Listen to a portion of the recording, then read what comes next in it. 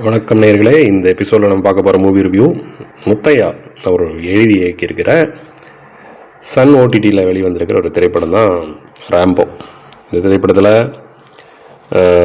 நம்ம அருள்நிதி, சரண்ராஜ், அப்புறம் அபிராமி, விடிவி கணேஷ், தன்யா ரவிச்சந்திரன் மற்றும் பலர் இந்த படத்தில் நடிச்சிருக்காங்க. நிறைய புதுமுகங்கள் தான். இந்த படத்துடைய கதை பார்த்திங்கன்னா, நம்ம ஹீரோ வந்து ஒரு பாக்ஸர். ஸோ அந்த பக்கம் வில்லனும் பாக்ஸர். ஸோ ஹீரோ வந்து பாக்ஸராக இருக்கார். அதே மாதிரி அவங்க அம்மா வந்து பொறுப்பாக வளர்த்தி என்ன பண்ணுறாங்க, அனாதை பிள்ளைங்க இருக்காங்களே அவங்களும் சேர்த்து பார்த்துக்கிறாங்க. ஸோ அவங்களுக்கு பெரிய வீடு தேவைப்படுது. ஒரு கட்டத்தில் அவங்க வீடை விற்க வேண்டிய சூழ்நிலை வருது. அப்போ அதுக்கு தகுந்த மாதிரி வேறு வீடு அவங்களுக்கு எல்லாத்துக்கும் சேர்த்து பார்க்குறாரு. இது ஒரு பக்கம் இவருடைய வாழ்க்கை இப்படி போயிட்டுருக்க. அந்த பக்கம் வில்லன் வந்து அவருக்கு பேர், அவர் ஒரு இன்ஸ்டியூட் ஓனராக இருக்கார். அதுக்கு களங்கம் விளைவிக்கிற ஒரு பிரச்சனை நடக்குது. ஸோ அதுக்கு வந்து ஹீரோயின் வந்து காரணமாக இருக்காங்க. அவருக்கு எகென்ஸ்டாக சாட்சி சொல்கிறாங்க. ஸோ இந்த ஹீரோயினை காப்பாற்றணும்னா இன்னொருத்தர் வந்து அவரை மாதிரி ஒரு பலமுள்ள ஒருத்தரை கண்டுபிடிக்கணும். ஸோ அப்போ தான் ஹீரோயின் வந்து ஹீரோவை தேடி போகிறாங்க.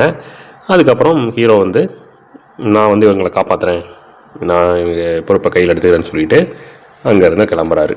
ஸோ இதுக்கப்புறம் என்னாச்சு, வில்லனும் பழி வாங்கினாரா இல்லையா, ஹீரோயினுக்கு எவ்வளோ சப்போர்ட் கொடுத்தாரு அப்படிங்கிறது தான் இந்த படத்துடைய மீதி கதை.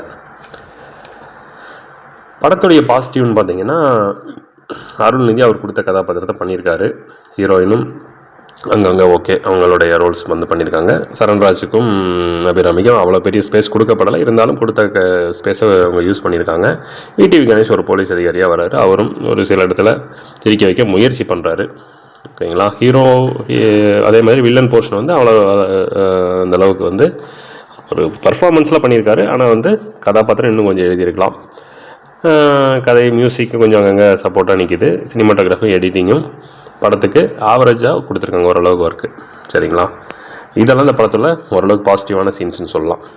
படத்தில் நெகட்டிவ்னு பார்த்தீங்கன்னா, கதைங்கிறதே பெருசாக ஒன்றும் எழுதப்படலை, சரியாக எழுதப்படலை. முத்தையா படம்னா அந்த கிராமத்து ஸ்டைல் அவருக்கு வரும். ஆனால் இதே கொஞ்சம் இந்த பக்கம் மாற்றிருக்காரு. ஆனால் வந்து அவருக்கு அது ஒர்க் அவுட் ஆகலைன்னு தான் நினைக்கிறேன். ஏன்னா வந்து இது ஒரு பழைய கதை, ஒரு 90ஸ்லேயே வர வேண்டிய ஒரு படம் இப்போ எடுத்திருக்காங்க. ஏதோ போகிற பக்கம் ஒரு படத்தை எடுத்துக்கிட்டோம் அப்படின்னு சொல்லி எடுத்துருக்காங்க போல இருக்குது. எங்கேயுமே ஹீரோக்கான அந்த லவ் இது எழுதலை, கரெக்டாக எழுதலை. அம்மா பையன் சென்டிமெண்ட் கரெக்டாக கொடுக்கல. ஹீரோ வில்லனுக்கான அந்த ஒரு ஆக்ஷன் மூமெண்ட்ஸு கரெக்டாக கொடுக்கல. இது எல்லாமே வந்து நமக்கு தெரிஞ்ச விஷயமாகவே இருக்குது. இதாக அடுத்து நடக்க போகுது அப்படின்னு சொல்லி சும்மா வந்திருப்போம், அவ்வளோ. அதனால் எந்த விஷயமே நமக்கு இம்பேக்ட் பண்ணலை இந்த திரைப்படம். அதனாலேயே இந்த படம் வந்து ஒரு பிலோ ஆவரேஜ் வாட்சபிள் ஒரு எக்ஸ்பீரியன்ஸ் தான் கொடுக்குது. படம் சின்ன படம் தான், அதுக்குள்ளேயே நிறைய விஷயம் ஒர்க் அவுட் பண்ணி எடுத்துருக்கலாம். ஆனால் அதை வந்து அவங்கள கோட்டை விட்டுட்டாங்க அப்படின்னு சொல்லித்தான் ஆகணும். ஸோ அருள்காண்டனை பொறுத்தளவு இந்த படம் வந்து கொஞ்சம் ரத்தம் தெரிக்கும் காட்சிகளாக இருக்குது ஃபைட் சீக்வன்ஸில்.